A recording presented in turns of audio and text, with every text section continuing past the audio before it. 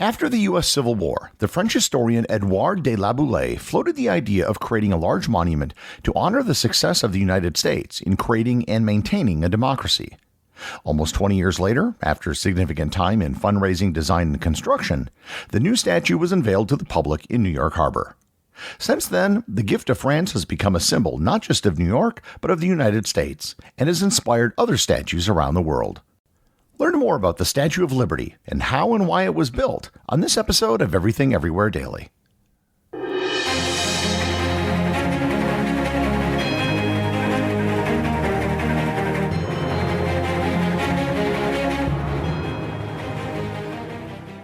Privacy policy and terms and conditions posted at textplan.us. Texting enrolls for recurring automated text marketing messages. Message and data rates may apply. Reply stop to opt out. The pandemic has been hard on all our kids. New studies show more than 1 in 3 children who started school in the pandemic now need intensive reading help. That's right. Millions of kids in kindergarten through 3rd grade in the United States cannot read at grade level. Here's the good news. Your child can be reading in just 30 days, guaranteed, with Hooked on Phonics. Even if your child has been struggling, Hooked on Phonics will teach your child to read in just 30 days, guaranteed. And right now, you can get started for just $1.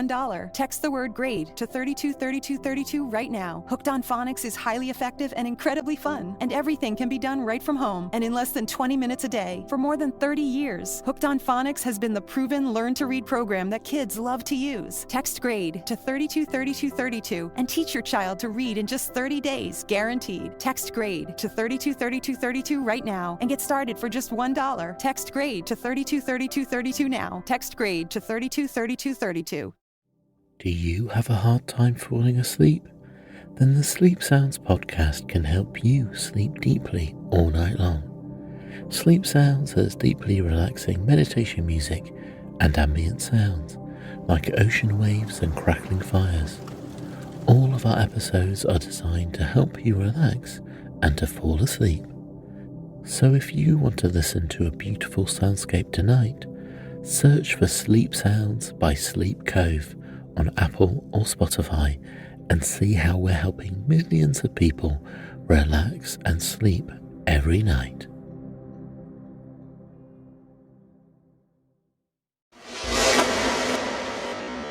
The Statue of Liberty had its inception at a dinner held in 1865 outside of the city of Versailles in France. The French historian and abolitionist Edouard de Laboulaye was lamenting the state of French democracy under Napoleon III and was lauding the United States for having abolished slavery and preserving its democracy while he was having an after-dinner conversation with the sculptor Frederick Bartholdi. He is reported to have said, quote, "If a monument should rise in the United States as a memorial to their independence, I think that it is only natural if it were built by a united effort, a common work of both our countries." End quote. It wasn't intended to be a plan or the start of a project. It was really just an offhand comment. It also might very well be the case that this entire story is apocryphal and the planning for the statue didn't really start until 1870. Regardless of when the idea originated, Laboulaye and Bartholdi were both definitely involved. Bartholdi had an idea in the late 1860s for a giant sculpture that would stand at the entrance to the brand new Suez Canal. The statue was to be titled Egypt Carrying the Light to Asia. The early designs of the sculpture were of a giant woman in a robe on top of a pedestal holding a torch. And if that sounds kind of familiar, you are not mistaken. The statue was intended to be 86 feet or 26 meters tall with the pedestal, but it was never constructed because the Ottoman ruler of Egypt couldn't afford it. The Franco-Prussian War put any plans on hold, but by 1871 the war was over, there was a new republic established in France, and Bartholdi crossed the Atlantic to meet with Americans in New York. His idea for the location of the statue was one of the first things he saw when he sailed into New York Harbor, a small island known as Bedloe's Island. What he liked about it is that every ship that sailed into New York would have to sail right past it. It turned out the island was federal property, not privately owned or even owned by the state or city of New York. Bartholdi crisscrossed the country meeting with as many influential Americans as he could, including the President Ulysses S. Grant.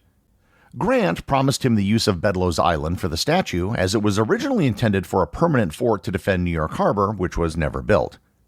However, despite getting support from prominent Americans, he felt that popular support for the project was still lacking in both France and the United States.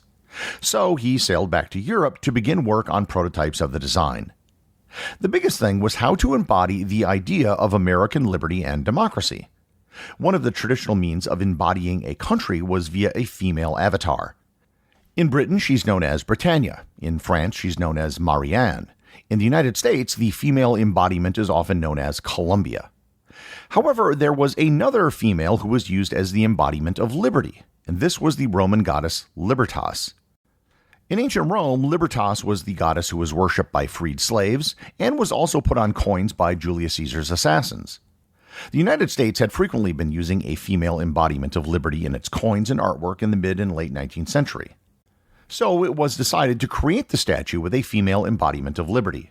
It wasn't explicitly to be the Roman goddess Libertas, but it was heavily based on her.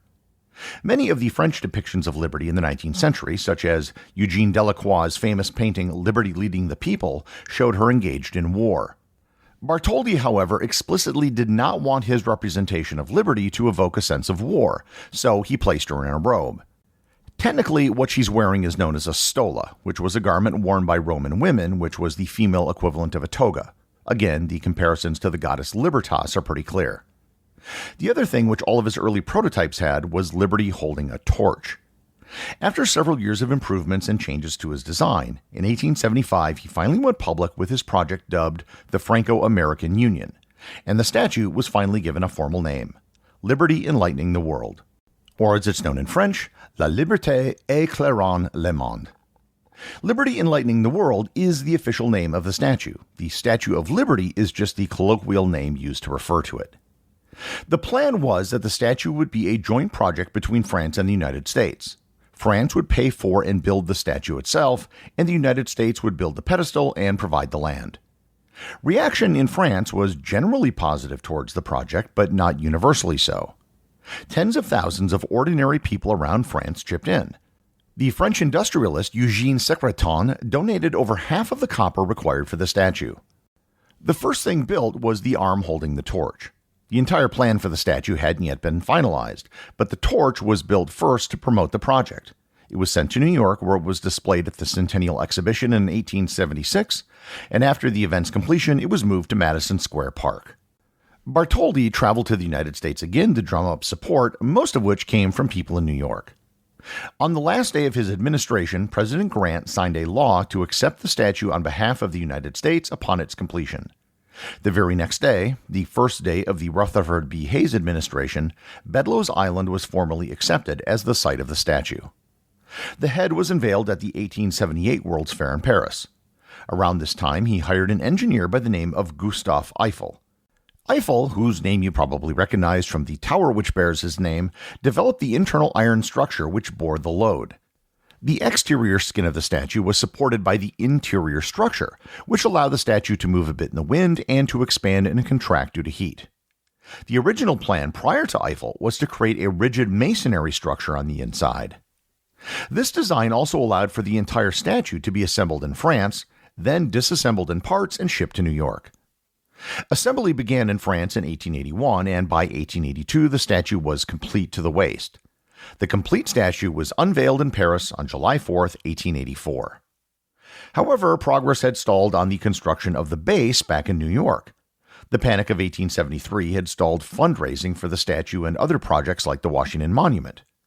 The statue arrived in New York in June 1885, but funding for the pedestal and its construction wasn't complete until April 1886. Once the pedestal was done, construction of the actual statue could begin. Steel beams were sunk into the concrete core of the pedestal, after which the copper exterior could begin to be attached. Because all the parts were already fabricated in France, construction of the statue actually went relatively fast. It was dedicated with great fanfare on October 28, 1886, by the President of the United States, Grover Cleveland. The dedication had a procession of dignitaries who made their way down Manhattan, and along the way they passed Wall Street, where traders threw their ticker tape out the windows. This was the very first ticker tape parade. The final design of the statue had several features which were not in the original prototypes. For starters, the image of the woman was supposedly based on Bartholdi's mother. Second is that there was debate as to what she should carry in her non-torch hand.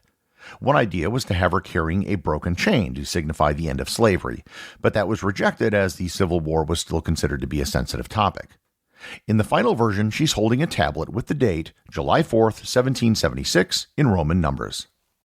One of the things that most people don't realize is that from the back of the statue, the heel of her right foot is raised as if she's taking a step. She is also walking over a broken shackle and chain, the original item which was supposed to appear in her left hand. If you go back in time to the dedication of the Statue of Liberty, you'd notice something odd about it. It was a different color than it is today. The original color was copper-colored because the skin is literally made out of copper. Around 1900, it started to turn green in spots due to oxidation. By 1902, it was advanced enough to be noticed by the press, and in 1906, the entire statue had turned green. The government originally wanted to paint the statue to protect it from oxidation, but a scientific review found that the oxidized layer actually protected the statue, so it was left alone. The upkeep and maintenance of the statue was originally handled by the United States Lighthouse Board, because the torch was considered to be a navigational beacon. Control was passed to the War Department in 1901, and then finally to the National Park Service in 1933. The name of the island was officially changed from Bedloe's Island to Liberty Island in 1956. Liberty Island itself has been the source of controversy over the years. If you look at a map of New York Harbor, Liberty Island lies squarely within the state of New Jersey, as does nearby Ellis Island. The maritime border between the two states was established as far back as the original colonial charters in 1664. However, New York and New Jersey have battled for over 200 years over which state the island was part of. A state compact which was ratified by Congress in 1834 has been considered the last word on the matter, even though New Jersey has continued to try and press their case in court. The end result is that Liberty Island is an exclave of New York State, which is totally surrounded by New Jersey. When the statue was built, New York Harbor wasn't yet the main point of entry for European immigrants. However, in the late 19th and early 20th centuries, nearby Ellis Island became the primary processing facility for new immigrants, and the statue took on the role of a welcoming symbol for newly arrived Americans. In the 1980s, as the 100th anniversary of the statue approached, a team of engineers did an evaluation of the statue and determined that it was in need of serious repairs. Structurally, the right arm was in danger of falling off, and there was significant corrosion inside. Moreover, there was slight problems with the initial assembly of the statue, which had compounded over the years. There were holes in the skin, and there was a significant amount of asbestos that was used in the construction. A private fundraising campaign was conducted which raised $350 million, and the statue was closed in 1984 for restoration. The biggest change to the statue was that the original torch was replaced. The original torch was made of metal and glass with an internal light that shone through the glass. The new torch is covered in 24-karat gold leaf and is illuminated by lights from outside the torch. The old torch was moved to the Statue of Liberty Museum, which is located on Liberty Island. The Statue of Liberty was declared a UNESCO World Heritage Site in 1984 and is today part of the Statue of Liberty National Monument. Visiting the monument is free, but you do have to pay for a ticket to travel there, and no personal craft are allowed to dock. And if you want to climb the pedestal or go up to the observation deck in the crown of the statue, you need a reservation in advance. I'll close by making note of a poem that was made famous by the statue. As part of the fundraising campaign in 1883, a poem was commissioned for the poet Emma Lazarus. Titled The New Colossus, it was used for fundraising activity, but then forgotten and not used when the statue was dedicated.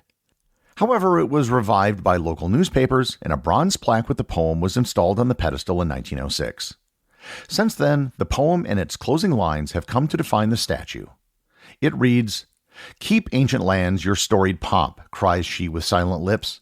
"Give me your tired, your poor, your huddled masses yearning to breathe free, the wretched refuse of your teeming shore.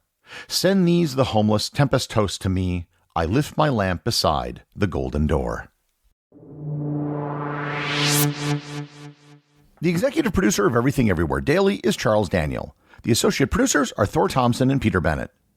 Today's review comes from listener Fatty Faye over at Apple Podcasts in the United States. They write, "Excellently educational. There's nothing I can write that hasn't been said by other 5-star reviewers, so I'll simply say this. You feed my mind and my soul daily. Thank you, Gary." Well, thank you, Faye.